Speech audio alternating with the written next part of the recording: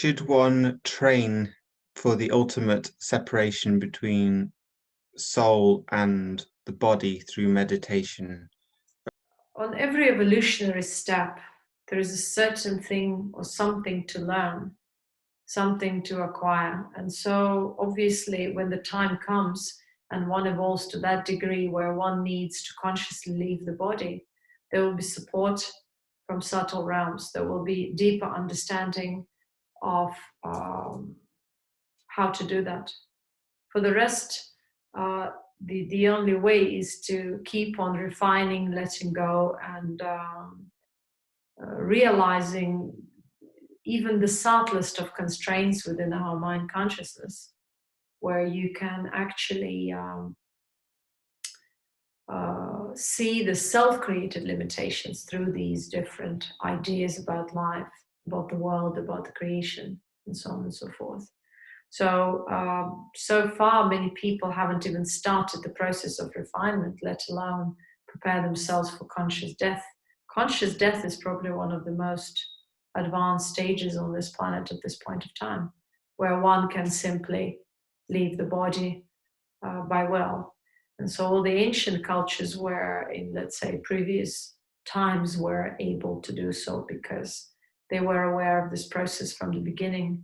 And this, the whole system promoted this idea and understanding that, well, they called it afterlife and all, but we misinterpreted it because we cannot understand how it all works, because our current awareness is limited to the physical existence. So we don't know what is behind the scenes. So we either speculate or we just guess or we just have some glimpses, but we don't have the full, complete picture of what's life and death are. Actually, in the physical body, we think that, okay, we call the physical body existence as the birth and life, and then the departure from the physical body as death. But people who evolved could actually maybe even argue about that, but this is not the point of this discussion. So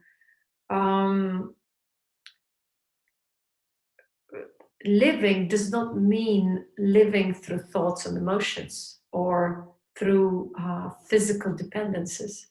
Our entire current system is based on simply addicting the body to the matter through food, through interaction with each other in a particular way, which is promoting attachments and imbalances.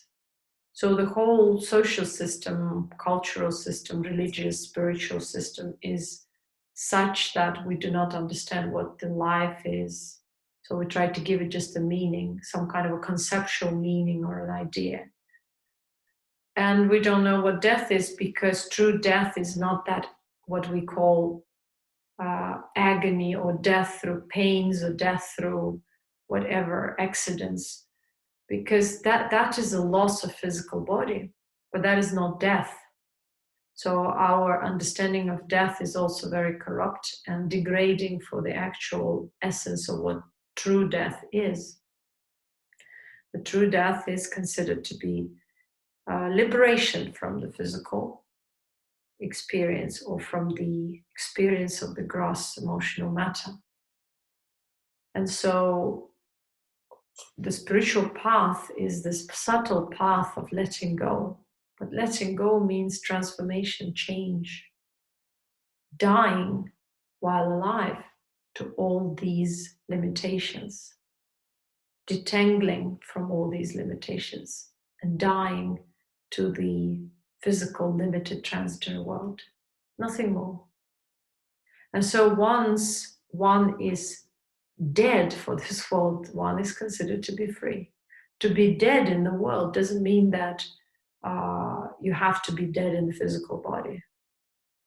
Once you're dead to the world, you are nothing but an immortal. Because this whole path is about immortality. So if you look at spiritual achievement, you're either an immortal or you're dead like a dog. And so all these pursuits of all the people, limited people who thought that all those, their paths will lead them to the eternal life eventually, lost their bodies, and died as everyone else. So the physical body can gain longevity. And in the physical body, one can, if one is evolved truly, becomes immortal. But none of the current physical beings would know about that. Because it's not their way or their level or their stage to know. Because the physical being who is limited in the physical body without any other awareness of anything else cannot recognize another form as being immortal or having longevity or knowing anything. Everything that limited being will perceive is just a form. If that being was to expand, awake, refine, and reconnect with the ultimate, that being with their intelligence and levels of perception, the heightened level of perception, would perceive the other for what they truly are. So if they were to see another immortal, they would recognize that person as an immortal. So, and death in this case is liberation. But there's no such a thing as death for the subtle being through evolution. The only way the subtle being can actually die is dying in the physical, mortal form. Because that's why the subtle being suffers and feels that it's an agony to constantly change the bodies and die through agony, die through pains. So the subtle being perceives pain as suffering and agony as suffering. But this pain and agony have been promoted and cultivated throughout their births, through attachments to the matter, through the evolutionary, or not evolution, devolutionary cycle of attaching to the matter, right?